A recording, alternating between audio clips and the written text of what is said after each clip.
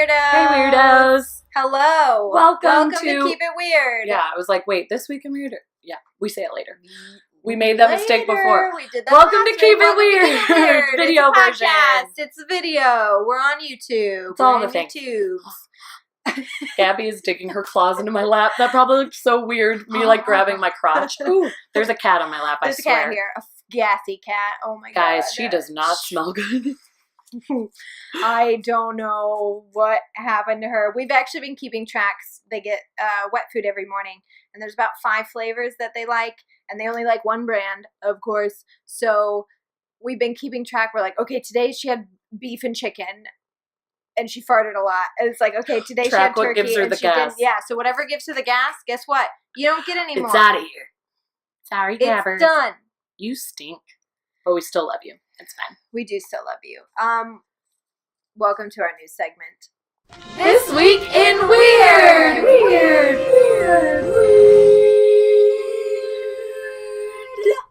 I did something different this week. You did, and then I tried to match it, and then it kind of sounded like an alien like frequency, and I liked it. We're very tired. Yeah, full transparency. I haven't washed my hair in like 3 days. I'm like Me fresh. neither. I'm like fresh off of a plane. That's why I look so like washed out. It's a day. It's been a day. I started a new job, and I'm working 40 hours a week, and I wake up at 5:30 now, and it's hard, and like my hairdresser's out of town, so I have like really thick bangs. I actually said to my new coworker today, I was like, I have to wash my hair tonight before the creatures that live inside my bun come out and start eating my food before I get to. Or just like eating away at your body. Or eating away at my body. Eating your flesh. I just can't tell you what's in here. Yeah, so just don't judge us too harshly. Just don't judge us. It's fine. Sorry. I know we said that we were doing this because we wanted to look cute, but it's a struggle. It's harder than we thought. It's so much harder than we thought. I know. I thought, give us 5 minutes before each recording. Which some weeks I see the video after, I'm like, okay. And then there's going to be weeks like these where I see the thumbnail on YouTube and I'm like, oh no. I think a bolder lip color would have helped me. That's why I'm a little more washed out. Because I look how much yours pops. I always do the bolder lip because I'm like, at least it looks like I never tried. Again. Hello, welcome to This Week in Weird. The new segment for the podcast. Keep it weird. I'm Ashley. I'm Lauren. This is Lauren. Have we ever said that? I don't know if we have. Only on audio. Yeah. Guys, we're Ashley and Lauren. If you've never listened to the podcast, I'm Ashley and this is Lauren. Hey. And we host the podcast. I have one. This just in. The U.S. Navy. Is she farting? Is she? It was a faint one, okay. But it's there. It rose up. It rose up straight but into my she's purring, and I don't want to know. Okay, so sorry. Sweet. Continue. I'll be fine. The U.S. Navy is running a top-secret program to detect USOs, unidentified submerged objects. Oh. What is going on beneath the sea that isn't horrifying? Worst nightmare. Everything under there is bad. Mark D'Antonio, an astronomer and chief video analyst for the UFO organization, MUFON, which we've talked about several times, said he witnessed what he believes must have been an alien craft traveling at impossible speeds while he was on board a U.S. Navy submarine in the North Atlantic Ocean. Now, this was like years and years ago. I think I wrote down how long ago, but a naval officer aboard the ship ordered the sonar operator to log the unidentified object, which was traveling at several hundred knots.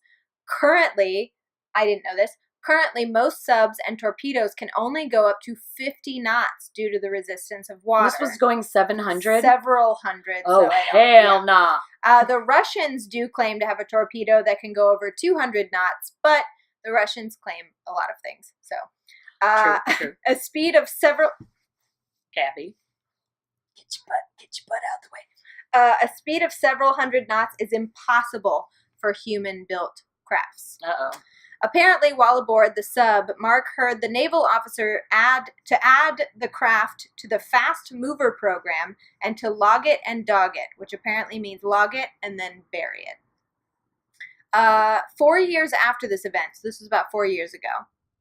I can't with her. Gabby is so sweet and so stupid. No. Gabby, can you stop rubbing your face on our lighting equipment, please? That would be wonderful. There's nothing in there. 4 years after this event, Mark was doing more contract work for the Navy and spoke to a senior naval figure about what he witnessed on the sub.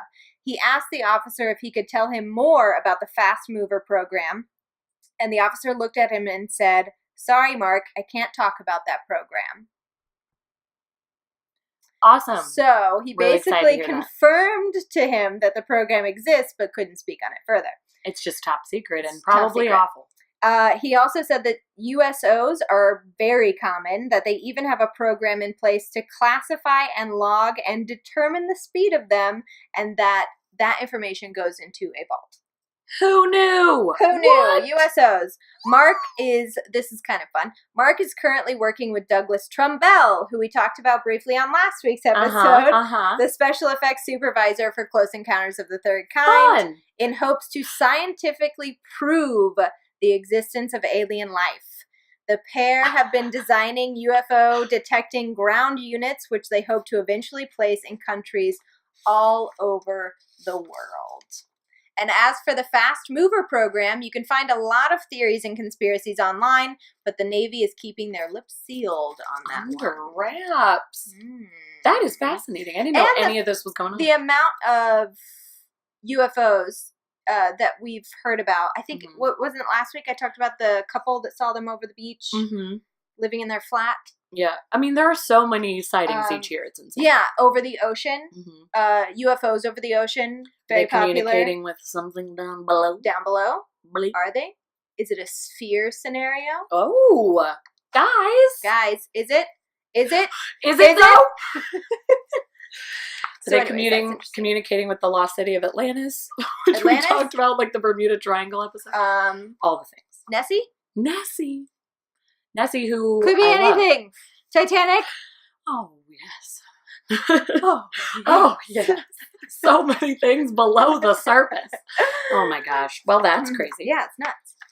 I have a story about a man whose hand was burned by a ghost? ? Was it? Was it? Was it? Was it though? Was it? A tour guide who shows visitors around an abandoned jail where some very scary people were once held says his hand was burnt by a ghost in a former death row cell. Paul Toole, the worst of the cells.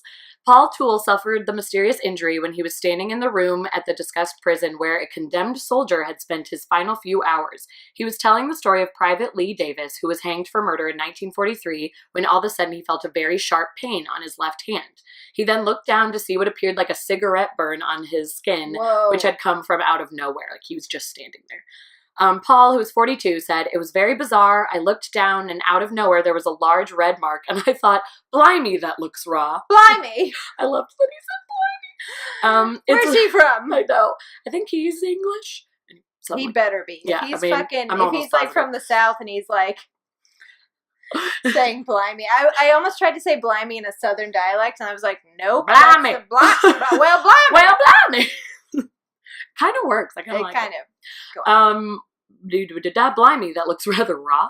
It's a really bizarre setting at this place, and I always feel that there's a weird presence in the room as I'm mindful of people who fell to their deaths through trap doors, which is crazy. He added... Wait, hold on. What? Hold on. Rewind.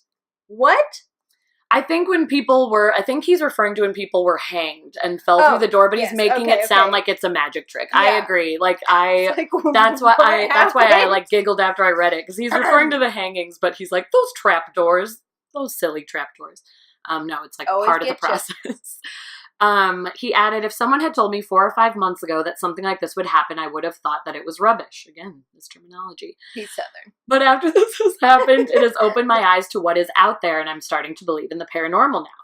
The spooky incident happened at Shepton Mallet Prison in Somerset one afternoon last month during one of the heritage tours of the site.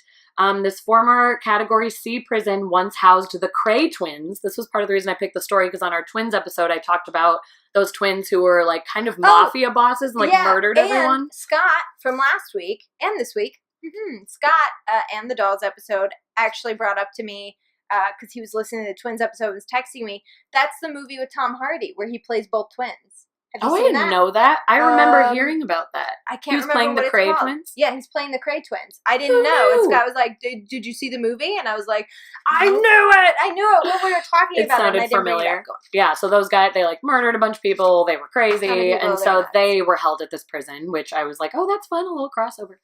And this was the site of several executions before capital punishment was eventually abolished. Private Davis was an 18-year-old American GI who was sentenced to hang after shooting one woman and raping another. So not a good guy. Not the best. And he was one of the people that was held in that cell. He is alleged to have cried, "Oh my God, I'm going to die," when he saw the gallows in front of him and became hysterical. So Paul was saying these final words to his tour group, and that's exactly when he felt the searing burn in his hand. And he added that the prison has visits most weekend from paranormal groups that come to record stuff around the prison because there's so much history there. We would probably be one of them.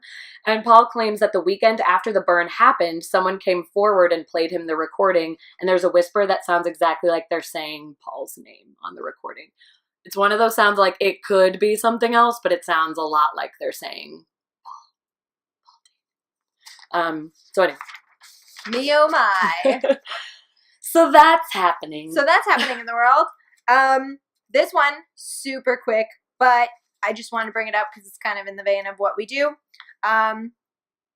This past Sunday, September 24th, convicted Indiana serial killer Orville Lynn Majors died of heart failure at 56 years old.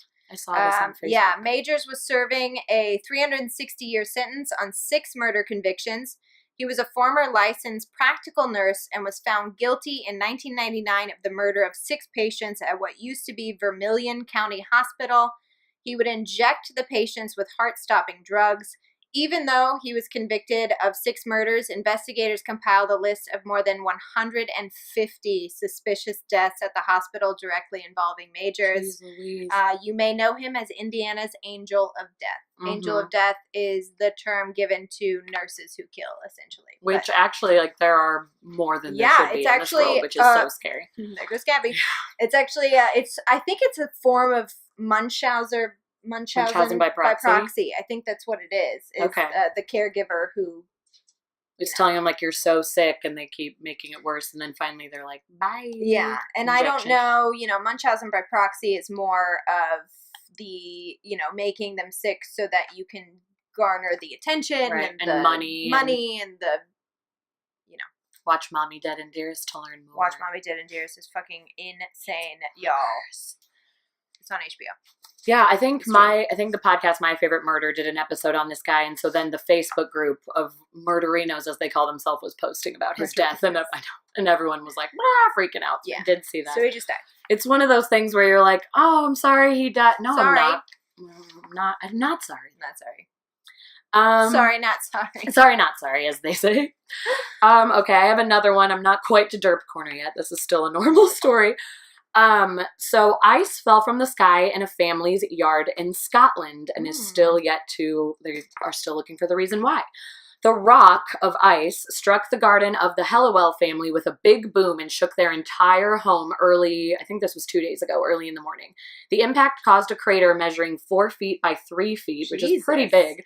And there's pictures online, and we'll have our sources for probably in the newsletter, right? Or in the video. That's true. You can see it. It caused a huge deep hole in their yard. It's crazy. In the middle of their lawn, and there were bits of scattered ice everywhere in the grass. There's been no obvious explanation for this freak incident, but some experts do suspect that the ice may have formed on the body of a passing aircraft and then melted off, which can happen, but it goes on. So hold on. Family friend Eleanor Stephen, 41, was at the Hellewell's home in Busby, Renfrewshire, somewhere in Scotland, which when the ice struck. Busby, Renfrewshire. She told reporters, "I was sitting at my desk and I heard this huge boom. I thought it was an explosion. It was so loud and I felt the house shake. When I went downstairs, the dog was acting very strangely, and so I looked out the window and saw a hole with white stuff in it. There was ice splashed all over the grass. I went out and touched it and realized officially that it was ice. If anyone had been out in the garden, they would have been killed, probably instantly on impact. We don't know where it came from. As of now, it's a complete mystery." Lindsay Hellewell, who lives with her husband and her 2 daughters in the house, said she was glad that no one was in the garden at the time. And she said it's slightly concerning that it's so close to their home and their dog is constantly in the yard, but happened to not be out there that day. The whole yard was covered in ice, huge chunks everywhere. It's so huge and so solid, it's mind-blowing. It's usually assumed, then this is where it comes to the airplane. So it is usually assumed that ice falling from the sky is aviation related, but ice falls from aircrafts are extremely rare, being that amongst 2.5 million flights a year, approximately only 20 to 25 chunks of ice fall per year. Well, you can see them, they actually like paint a substance on aircraft that stop that from happening. Right. That's why it's so rare. So when that does happen, I guarantee there's some sort of like lawsuit or something, because that obviously wasn't kept up with. Right. Whatever. I don't even know. I'm sure they're going to have to do research. We talked about it on some episode. Yeah, I think we did, because when I was reading this, I was like, this all sounds familiar, but I don't remember. We've done so many and we're so tired. Just always talk and talk. I'm sure they're going to have to look in and find out like who was flying overhead at that time and do research to see if it could have been their plane. But a lot of people are trying to just brush it off as that. But then other people are saying that's so rare and that's not supposed to happen. And also, ice has been found falling from the sky in our existence before planes existed. So there is still mysterious ice chunks that fall from the sky, and it is making for quite the controversial topic. So maybe we'll hear an update if it was the plane or not. Otherwise, alien Eskimos? I don't know. Alien Eskimos is the only explanation. Here's some ice. Ow, my shoulder. You old wench. Oh my God. What are you, Joe? Give a high five. Oh, sorry, but Joe is like, handsome Joe is... Is he crackly? The most crackly. And, you know, he's half Jewish too, so everything he does makes a sound. Even when he gets up, like the... It's like, we get it, you're in the room. So this one, hold for plane, please. They might be dropping ice, so beware. Hold for plane. Hold for plane. Let us know when we're clear. Okay, all clear. So this one, so I title all mine. I don't know why. You don't see the titles, but I title all my stories. Will you read us the title? This title is called Cover Your Ears, Lauren. I don't want to hear this one. Recent hurricanes. Don't really cover your ears. You gotta hear what I'm gonna say. But be prepared to cover your ears and your eyes. Recent hurricanes have brought on destruction and controversy, obviously, and sea monsters. Come on, leave me alone. Cover your ears and eyes, because there have been a shit ton of sea monsters washing up on the shore the past few weeks, and boy, are some of them a doozy. Jesus. Wait, where? Is this like in like Florida? Texas, the Philippines, all over. Okay, the fine. British Isles. So Hurricane Harvey brought a creature up in southeastern Texas, a mysterious creature with fangs and no face. Wait, what does that even mean? What? A body with fangs? It's no like a face? long tube-like thing, and there's no real face, but the mouth is really wide and there's a ton of sharp fangs. And there's no eyes or anything. So it sort of looks like a tremor. Or, I guess they're not called tremors. What are they called in tremors? They're like worms in the... Wormy. It's like a worm. Yeah, what are the names of those? A giant worm. What are the names of them? This is the story of our life. We have brain tremors. And everything. Worms. Sandworms. Okay, moving on. Because I don't know how to edit video. I can't get this out. Mysterious creatures. Conservationists who are assessing the damage done from the storm spotted the creature on a beach in Texas City, about 15 miles from Galveston. The creature couldn't be positively identified, but Kenneth Teague, a biologist with the Smithsonian National Museum of Natural History, says that it's most likely a large fang-toothed snake eel.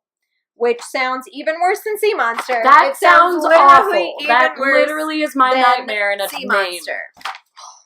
Fang-toothed snake eels. Sneakers. Fang-toothed snake eels live in burrows 100 to 300 feet down in waters stretching from the Gulf of Mexico to the French Guiana.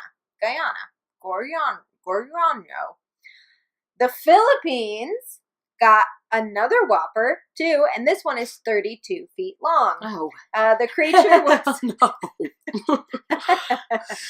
the creature was unable to be identified, mostly because its state of decomposition, but it's most likely some form of large whale. Also, in British Columbia, a very rare and odd-looking sea creature washed ashore on Vancouver Island. A man discovered the fish while walking his dog on the beach and thought it was an oarfish. But after contacting the wildlife authorities and bringing in a marine biologist, it is a type of ribbon fish known as king of the salmon. The rumor is that this fish was measured at over 6 feet, and if that is true, it will be the largest individual documented in that species. Oh my lord. And that's a lot bigger. Yes. Like, too much. Too much. Team too much. Team too much. And while we're on the subject of sea monsters, just last week it was announced by German and Swedish scientists that almost 40 years ago, while excavating land for construction developers, they discovered and unfortunately damaged the most complete fossilized remains of a plesiosaur Those are the water dinos, right? ever found. Yes. Plesiosaurs are basically what the Loch Ness Monster is when you look at the Loch Ness Monster. And actually, they're not dinosaurs. Oh. They've determined they are not dinosaurs. They are fearsome reptiles that lived at the same time as dinosaurs. And also the same time as humans, obviously, because there's one in the Loch Ness. Loch Ness. It's in Loch Ness. It's in Loch Ness. Forget that's what it's called. It's the Loch. It's called the Loch of Ness. Some plesiosaurs could grow to be the size of a school bus. What? And judging by a short bus or a real bus? A real live school bus. Okay. No. I can't take this. And judging by the fossilized remains, scientists were able to determine that plesiosaurs were carnivorous and most likely ate fish and squid. Because that was one thing that was always debated. Because, you know, like elephants and whales, it's like, well, they probably just eat little things. No, they ate squids. Basically, what happened is, the reason that this is just coming out after 40 years, a fossil collector named Lothar Schultz discovered it in the 80s and kept it in his private collection until he eventually gave it to another collector named Siegfried Schubert. These names sound made up. They sound like villains from like I don't know, or National Treasure 3. Yes. I was thinking like the ringleader of a circus, but yes, same. So, and then that collector, Siegfried, made it available for scientists to finally study. And in conclusion, the ocean sucks. I just would like you to stop claiming to be my friend, because all you do is hurt me with stories about the ocean. I know. And it's so painful. I saw it and I was like, should I bring it up? Like, well, I don't have nightmares, and I know how she gets when she has nightmares. I mean, it's a good story. It's interesting. It is interesting. I can't go near water ever again. It's time for Lauren's Derp Corner!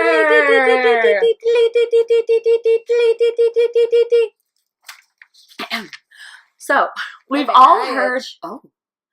When it's that exciting, you get an itchy eye. Your allergies start acting up. Go on. We've all heard of wedding crashers. You know, the movie and people who crash weddings in real life. Is that real? I mean, I don't know. I feel like someone's probably done it in the history of weddings. Probably. But anyway, we've heard of wedding crashers, and even at the end of the movie, we're introduced to Will Ferrell's character, who's like the ultimate wedding crasher, and he crashes a funeral. And it's like so far-fetched and crazy, and you're like, who would crash a funeral? We found someone who did. What? And it's a little old lady. What do you mean?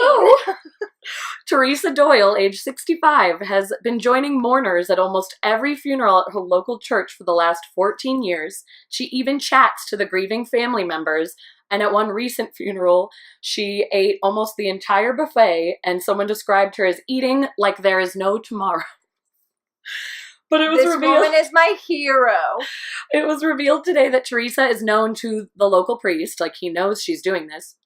But he said that he has spoken to her about it, and she believes that it is her duty to attend as many church masses as possible, and that's why she does it. The priest, it's not the buffet. It's definitely not the free food. The priest added that he could not stop her from attending funerals, adding, I can't exactly just tell her that you can't come here because it's a church. Especially and he's a if they're- priest. yeah. He would come under fire, and he's like, I can't say anything. There's So nothing I she can just do. keeps coming. Father Noah Connolly of the Holy Redeemer Church in Berkshire said that the religious woman, for some reason, truly believed it was her duty to attend services, and that every single funeral we have, she comes, and if there's a reception afterwards, she will make her way there without invitation, even if it's at a separate location. Oh boy, she's amazing. Awkward. I know, it's like Derp Corner, but it's also kind of like, I feel bad for the people who are like, she came and ate all our food as we were like grieving this death. Can you get the Can fuck you out of here? She is a Catholic woman, and she believes she needs to go to as many masses as possible, and she's been coming and going since I've been here for the last 14 years. A mother whose daughter died after battling a rare illness slammed Teresa, she finally got called out, after she turned up at their family funeral and filled a box up with food at the wake. Catherine Whitehead, the daughter, had died after living her life with this rare condition called Addison's disease. So it was like a very sad, like, bad moment. And then this woman came in and started filling a box with food from the buffet.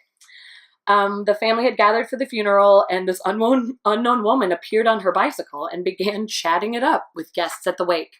Catherine's mother, Margaret Whitehead, who was the one that freaked out, said to reporters, she got my son Kevin to give her a ride from the church to the Irish Center where we were holding the reception afterwards. There were a lot of people at the funeral from Catherine's work, so I just had assumed that this was another colleague. But when I spoke to her, she told me that she used to work with Catherine as a waitress, and my daughter never worked as a waitress. She was eating from the buffet like there was no tomorrow. She was the one that quoted that. And she lied to her about how she knew her daughter? Yeah, she doesn't even like try to be like, I'm just in attendance because I'm Catholic. She was straight up like, I knew your daughter. Okay. Despite Teresa's sense of religious duty, Mrs. Whitehead said her attendance was completely intrusive and unacceptable. She followed up saying, there is mass every single morning. She doesn't need to go to funerals. She can just attend a service. She's coming for the cheap lunch, and she intrudes on people when they are upset and sad.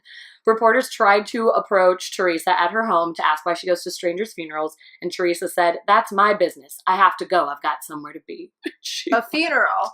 She was on her way to a funeral to get more free food. Yeah, okay, so here's the thing. You can go to the funeral, and that can be your excuse. Like, I just want to attend mass. Uh-huh. But when you then go to the reception, that's not when you go to the reception, mass. That's somewhere That's not else. a church and you service. ask, like, the brother of the deceased for a ride. And then you fill up boxes of food. This Uh-huh. woman is taking advantage of these people. That's actually, She like, truly is. Here's the thing. Like, the priest doesn't have to say anything. Like, hire a dude or, like, get one of the, I almost said ring bearers. Get one of the pallbearers or get one of the, you know, the little, boys that light the candles. Altar boys. Get one of the altar boys. Just be like, hey, she's got to go. Yeah, she doesn't know anyone here. She's going to take the food. Yeah, warn the family. Be like, hey, by the way, I mean, I guess you don't want them to, like, decide not to have their service there. But if they went to church there, then they're going to have the service there. Right. So just, like, warn the families. Just be like, hey, if this person shows up, you know, do not invite them to the... Right. Like, Man, please make sure they don't go to the reception. situation. Like, try not to tell them where the location is. But also, if she's already there, she's going to catch wind of where the reception is somehow. Yeah, where the reception is. And also, you're not going to be able to tell every single person that attends the funeral to not tell anyone this woman. And she probably comes off as this, like, sweet old woman because she comes in, she's chatting and having a good time. People assume she knows to them about, like, how she knows the deceased. Ugh. I know. It's so bad. This woman's so the worst. I was going to say it was like derpy because part of me just wants to laugh and be like, what is this woman doing? And then the other part is like that poor woman who's like mourning her daughter's sudden death because the woman who died was only 40. So it's like she died way too young. It's touchy. Jesus. It's touchy.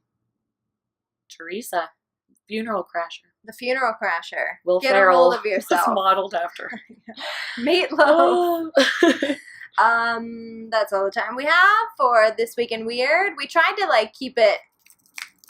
Last week we were all over the place. We were in a weird mode. It was a time, but today we were like, hey, let's get this the fuck over with. I'm so exhausted. Yeah, we're both just. I mean, we love you and, like, we're giving it our all. And this is our favorite thing, but still so tired. Still, we're so sleepy. Have a good week. Keep it weird. Keep it weird.